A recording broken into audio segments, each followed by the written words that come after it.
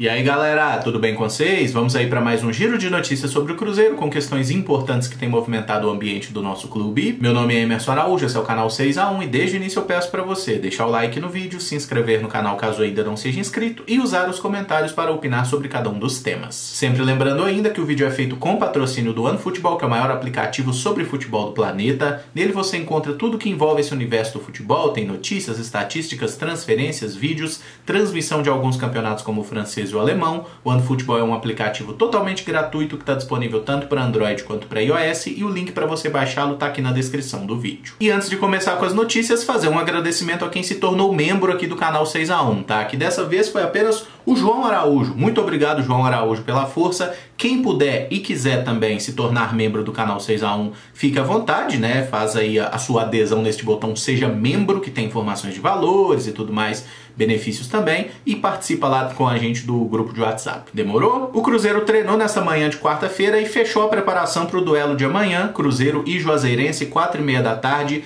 terceira fase da Copa do Brasil. É jogo de ida, né? A partida de volta semana que vem, naquele gramado onde a galera joga gato morto, desliga a iluminação, liga a irrigação, faz o diabo, e até por tudo isso o Cruzeiro precisa conseguir um bom resultado nesse jogo do Mineirão para ir um pouco mais tranquilo para a partida de volta. As principais novidades na lista de relacionados para o jogo são a presença do lateral direito Clebinho, que deve ficar no banco, mas pode fazer a sua estreia, e o retorno de Claudinho e Brock, que não fizeram parte da última delegação. O zagueiro e volante, mas que é lateral Joseph, e o Flávio já disputaram a Copa do Brasil pelo América, então não podem jogar pelo Cruzeiro, são desfalques certos para a partida. O Paulo e o Marco Antônio estão na lista. Já o Marcinho segue fora, mas a sua ida para o CSA nesse momento está paralisada, até pela indefinição sobre o diretor de futebol. Ele não treinou com o grupo ontem, eu também não vi ele nas imagens do treino divulgadas hoje, mas até agora a saída não está definida, porque parece que outros clubes também têm interesse no atleta. Se não quer usar o Marcinho porque acha que ele não cabe no esquema tático do treinador, beleza, eu até consigo entender essa lógica. Mas não precisa mandar o cara embora, não precisa rescindir o contrato com ele. Arruma um empréstimo onde esse cara vai jogar para um clube que vai pagar o salário dele, obviamente, né? O cara joga até o final da temporada. A chance do Marcinho jogar bem em outro clube na Série B e se valorizar ainda mais é muito grande, seja para voltar para o Cruzeiro na próxima temporada, que só Deus sabe se o Felipe Conceição vai estar aqui ou não, ou seja até mesmo para ele gerar um pouquinho de dinheiro no final da temporada. Se tem outros clubes interessados, vamos gerar uma concorrência e tentar fazer dinheiro com o cara, não vamos queimar patrimônio. E sobre o jogo, a principal novidade na escalação deve ser na zaga central, com a presença do Everton como titular na vaga do inelegível Joseph. O que faz sentido, visto que ele perdeu a posição justamente para o lateral que é volante, mas joga na zaga. Tomara que o Everton consiga fazer um bom jogo, que tenha uma atuação tranquila, que mostre personalidade, né? Porque ele deu ótimos indícios em algumas partidas do Campeonato Mineiro, depois cometeu algumas falhas contra o América, e aí muita gente bateu o martelo. Não, esse menino não tem condição de jogar no Cruzeiro. Tem, mas obviamente ele precisa aprender com os erros cometidos, né? Até porque um jogador de 18 anos que entra no time profissional e não cometa falhas é uma coisa praticamente impossível, tá? O negócio é, ele precisa ter a confiança que tem para pegar a bola, para sair jogando, mas não pode ter confiança demais, porque isso também faz mal. Ele precisa entender a hora que ele tem que ser um jogador mais técnico, a hora que tem que sair jogando e a hora que ele tem que zagueirar mesmo e jogar feio, porque tudo isso faz parte do repertório de um grande defensor. E se o Everton deve jogar, um outro zagueiro promissor da base do Cruzeiro está deixando o clube. César, de 20 anos, integrava o elenco principal e, segundo o UOL, assinou a rescisão contratual na última segunda-feira. Ele abriu mão de receber salários que estavam em atraso e está indo de graça para o Red Bull Bragantino. O Cruzeiro manterá 30% dos direitos econômicos do César, mas não vai receber nenhuma compensação financeira nesse momento. Ele é um dos inúmeros jogadores do Cruzeiro que tinham assinado aquele primeiro contrato profissional por 5 anos, só que a FIFA só reconhece os 3 primeiros anos, então ele poderia sair de graça do clube a qualquer momento. E é óbvio que isso é um erro da antiga administração do clube, né, que na época tinha ali Wagner Pires e Tair Machado, com aquele diretor da base careca cabeludo lá, que é o Amarildo, que fez esse monte de contrato desrespeitando uma regra muito básica da FIFA. Só que o Sérgio Santos Rodrigues, ele é presidente do Cruzeiro há 1 ano.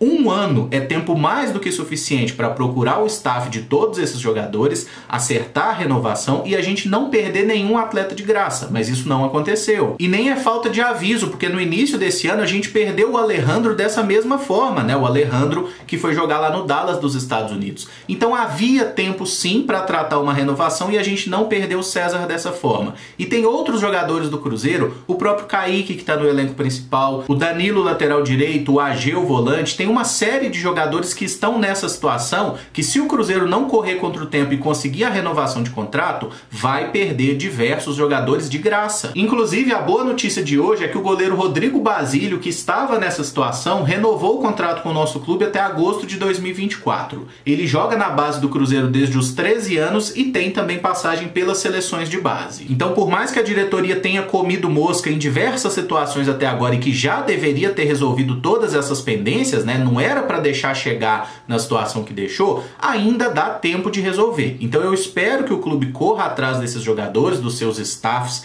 renove os contratos. A gente tem muita gente boa na base do Cruzeiro. E só um exemplo aí até com relação ao César, que a gente já pode buscar outros jogadores que foram para o Bragantino, como o Fabrício Bruno, como o Everton, lateral direito, e como o Jadson. A gestão de futebol da Red Bull, ela é consolidada no mundo hoje como uma das melhores redes de captação de jogadores. Se esses caras enxergam talento em jogadores da base do Cruzeiro, por que o Cruzeiro não enxerga esse talento? Por que o Cruzeiro não dá a esses jogadores a oportunidade de jogar? E eu vou preferir ignorar o fato de que o presidente Sérgio Santos Rodrigues é um grande amigo do Thiago Escuro, que é o manda-chuva lá do futebol do Red Bull Bragantino, tá? Eu vou preferir imaginar que não existe nenhuma relação aí nessa amizade que eles têm e nessa facilidade que o Bragantino tem de tirar jogador do Cruzeiro. E essa saída do César pro Red Bull Bragantino, vocês podem ter certeza que vai fazer bem para ele provavelmente vai ter chance de jogar por lá. Se não jogar por lá, ele pode ir parar no outro braço da Red Bull, seja na Áustria, seja na Alemanha, nos Estados Unidos. Enfim, esse menino vai ter uma grande carreira como jogador porque ele tem talento. Mas o Cruzeiro não vai ganhar nada nessa história. E é nisso que eu fico chateado. 30% de uma futura negociação. Beleza, mas o jogador era seu, ele era 100% do Cruzeiro e a gente desperdiçou esse talento. E falando no presidente, o Sérgio conversou com a Rádio Itatiaia ontem e falou sobre os motivos para a saída do Filipão e para a não vinda do diretor Alexandre Matos. Segundo o mandatário, ambos queriam contratar jogadores acima da realidade financeira do Cruzeiro. Sobre o Filipão, eu nem discordo do que o Sérgio está falando e sim, o Filipão realmente queria fazer um absurdo financeiro ainda maior do que o Sérgio já faz. Porque o Filipão tinha colocado na lista de reforços Júnior Urso, Thiago Santos, William Bigode, Gustavo Scarpa, jogadores completamente fora da realidade financeira que estão jogando ou na Série A do Campeonato Brasileiro ou lá nos Estados Unidos. Então não tinha como. E o histórico do Filipão deixa muito claro. Ele é um ótimo treinador trabalhando com jogador bom. O Filipão nunca foi um cara de desenvolver jogador. Mas o Sérgio acaba zombando da nossa inteligência quando ele tenta dizer que o Filipão saiu do Cruzeiro porque o Cruzeiro não queria contratar reforços caros. O Filipão saiu do Cruzeiro, antes de mais nada, porque ele estava puto da vida, porque prometeram um monte de coisa para ele naquela reunião do Iscão lá, que ficou famosa na época, e não cumpriram nada. Não pagava salário em dia, acho que até o próprio Filipão não deve ter recebido salário. Então houve uma série de situações que desgastou o Filipão com o clube, não com o grupo de jogadores, porque os jogadores correram pra caramba pelo Filipão, e se a gente não caiu pra Série C é graças a ele e aquele grupo de jogadores que poderia ter todos os problemas e todas as dificuldades técnicas do mundo, mas caráter eles tiveram de conseguir uma reação ali na reta final e pelo menos salvar o Cruzeiro de um rebaixamento para a terceira divisão. Mas gente, pelo amor de Deus, né? O Filipão não foi tipo assim, ah, você não vai me dar jogador caro, então eu vou embora. Não, o Filipão veio seduzido com uma série de ofertas, né? Uma série ali de situações que foram prometidas, não cumpriram nada, por isso o Filipão foi embora. E com relação ao Matos, as informações que circulam aí em diversos setoristas, não é que foi exatamente isso não. Não é que o Matos queria contratar um monte de jogador caro. O Matos queria ter a autonomia de analisar o futebol do Cruzeiro e eventualmente trazer alguns jogadores, tratar de saídas também. E isso ele não teve, porque o presidente Sérgio está confiando 100% no trabalho do Felipe Conceição e assim como o técnico acha que o elenco está pronto e que é isso aí, que a gente não precisa de mais nada. Essa foi a principal divergência. Mas o grande momento da entrevista foi a defesa do presidente ao seu fiel escudeiro David, dizendo que ele ajuda muito no dia a dia da Toca da Raposa, que é elogiado por sua atuação situação interna e que a torcida tem uma birra com ele porque na época, como diretor de futebol, algumas contratações não deram certo. O David já tentou ser um monte de coisa no futebol desde que se aposentou como jogador e não conseguiu ter sucesso em nenhuma. Ele foi treinador até aqui no Cruzeiro, né? E foi um desastre, foi um péssimo treinador no Cruzeiro, foi um péssimo treinador no Criciúma também. Depois ele cismou que ia ser empresário de jogador, também não teve sucesso. Virou diretor de futebol do Cruzeiro, também só fez cagada. Aí agora ele é sei lá o que dentro do Cruzeiro, mas tá lá. Criticar esse camarada é ter birra com ele? Vocês acham realmente que o cruzeirense tem birra com o David, com a história que o David construiu como jogador, que hoje tá cada vez mais difícil a gente lembrar, mas o David lá em 2003 jogou bola pra cacete pelo Cruzeiro, aqueles 6, 7 meses que ele ficou ali, né, início de temporada, ajudou muito ali na conquista da Tríplice Coroa. A torcida do Cruzeiro, ela tinha muita coisa do David, ela tinha gratidão por ele, só que essa gratidão, ela foi acabando, quando ele aparece como treinador e faz cagada, depois diretor e faz cagada, e agora com essa permanência injustificável dentro do clube que ninguém sabe o que é que ele faz. E eu acho que tem episódios no Cruzeiro que tem muito mais a ver com birra do que a reclamação da torcida com relação ao trabalho do David, né? Por exemplo, o time foi eliminado da Copa do Brasil do ano passado, o presidente reclamou que estava sem luz no vestiário, num jogo que foi 4 horas da tarde, a falta de luz impactou muito e ele reclamou que molharam o gramado, né? Isso pra mim é uma atitude de gente birrenta. Querer impor contratações que a torcida é frontalmente contra, que todo mundo tá falando que vai dar merda e ele vai lá e faz simplesmente pra provar que é ele que manda. Isso é birra. E aí entramos no assunto do novo diretor de futebol do Cruzeiro, que provavelmente será Rodrigo Pastana, de 44 anos, que estava no CSA. Antes do clube alagoano, ele trabalhou em Grêmio Barueri, Cascavel, Goiás, Criciúma, Figueirense, Bahia, ABC, Ceará, Guarani, Paraná e Coritiba. O profissional tem alguns episódios pouco animadores, como ter sido chamado de safado pelo volante Marcos Assunção em 2014, após trabalharem juntos no Figueirense, e as acusações feitas pelo treinador Argel Fuchs em 2019 no CSA de que o Pastana seria ladrão e esquemeiro. Eles trabalharam juntos anteriormente no Figueirense e no Coritiba. Eu vou deixar na descrição desse vídeo o link de uma reportagem feita pelo Deus Me Dibre, que tem lá a coleção de polêmicas do Pastana em diferentes clubes,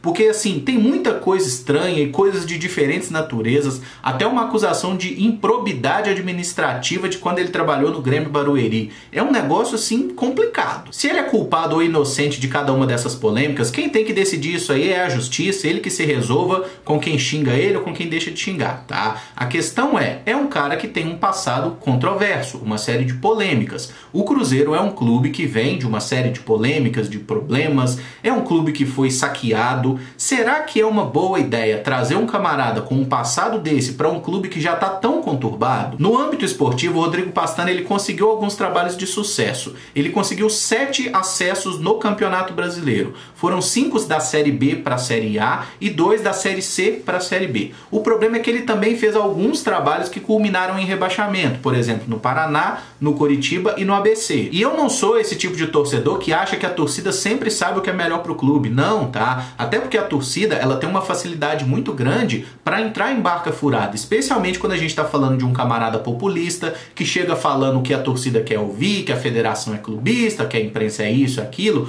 Gente, chamavam o Itair Machado de mito. E eu sei que grande parte da torcida vai abraçar aquele papo de que a gente tem que deixar o cara chegar e mostrar o trabalho dele, tem que dar tempo ao tempo, mas eu particularmente não tô conseguindo abraçar esse discurso não, porque depois do que aconteceu com o Cruzeiro, eu acho que a gente não tem muito tempo a perder não, a gente precisa começar a acertar logo, porque outro erro pode ser fatal. E assim como eu falo das contratações bizarras que o Cruzeiro faz de jogador, eu falarei a mesma coisa sobre o diretor, tá? Se vier realmente o Pastana, a gente vai torcer para que o trabalho dele seja bem feito e que traga bons resultados pro Cruzeiro, mas os indícios mostrados na carreira até aqui são de que a chance de dar merda é muito maior do que a chance de ter sucesso. E para fechar, o time feminino do Cruzeiro joga daqui a pouco, às 5 da tarde dessa quarta-feira, contra o Flamengo no Sesc Venda Nova. Vai ter transmissão pela internet na CBF TV através da plataforma Maicujo. É um jogo bem complicado, confronto direto. Se o Cruzeiro ganhar, ultrapassa o Flamengo na tabela e dá aí um passo muito importante para evitar o rebaixamento. Agora, se a gente perder, fudeu o trem todo, tá? Porque aí a gente vai ter que conseguir trazer pontos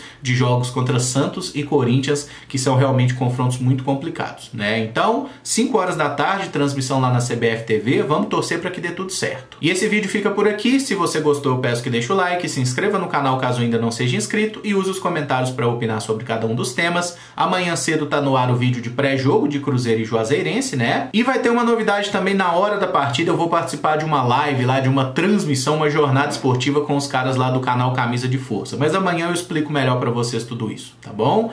Muito obrigado por acompanhar, um abraço e até o próximo vídeo. Valeu!